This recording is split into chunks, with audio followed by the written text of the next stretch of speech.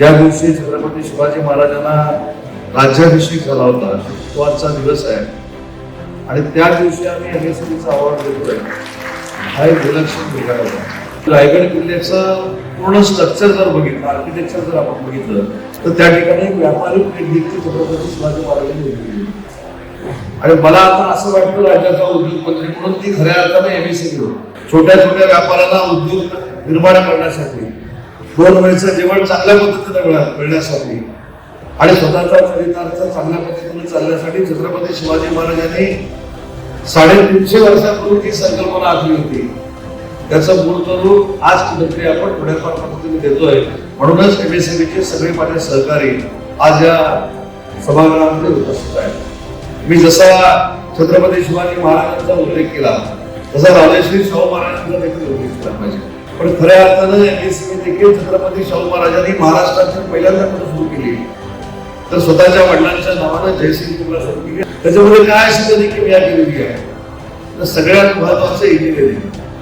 म्हणजे एखादा छोटा उद्योग सुरू केल्यानंतर दुर्दैवानं त्या उद्योगाला जर आग लागली तर त्याच्यामधनं वित्तहानी होऊ नये, जीवितहानी होऊ नये यासाठी ज्या पद्धतीचा प्लान त्यांनी बनवलाय, मला असं वाटतं की तो प्लान उद्योग विभागानं तंतोतंत पाळण्याचा जर प्रयत्न केला कुठंच दुर्घटना घडणार नाही अशा पद्धतीचा एक व्यापारी पेठ छत्रपती शाहू महाराजांनी जयसिंगपूरला सुरू केली. 2000 लोकांनी काहीतरी नॉमिनेशन केलं होतं असं आता या ठिकाणी ऐकलं आणि ज्युरीने म्हणून त्याच्यातले 22 लोक सिलेक्ट केलेले आहेत. मला असं वाटतं 22 लोक जरी सिलेक्ट केलेले असतील तरी महाराष्ट्राचा माझा प्रत्येक MSCBचा उद्योजक हा या पुरस्काराला प्राप्त आहे असं माझं उद्योगमंत्री या राज्यानं स्पष्ट करत आहे.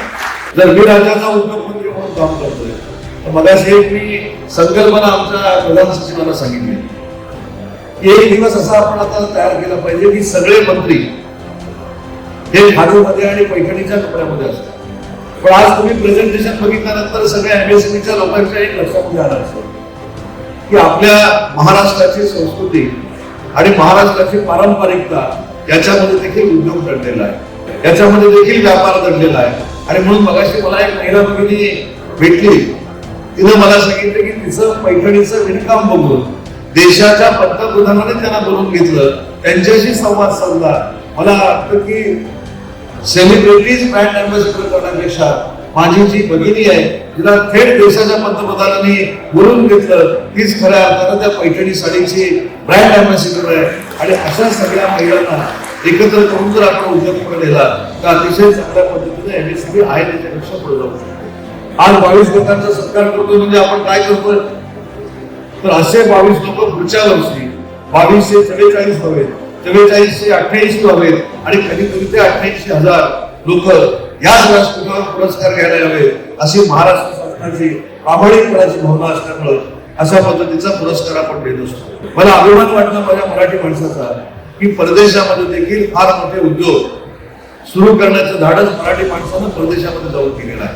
मुख्यमंत्र्यांनी देखील थेट सांगितलेलं आहे, उपमुख्यमंत्र्यांनी देखील थेट सांगितलेलं आहे की माझा लहान उद्योजक असू दे का मोठा उद्योजक असू दे त्याला कुठची प्रशासकीय अडचण येणार नाही. आणि ती जर अडचण आली तर अडचण आणणाऱ्या अधिकाऱ्यांना देखील आमच्या कारवाईला सामोरं जावं लागेल अशा पद्धतीची भूमिका सरकारमध्ये आम्ही सगळ्यांनी घेतली आहे. त्याच्यामुळे तुम्हाला चिंता करण्याची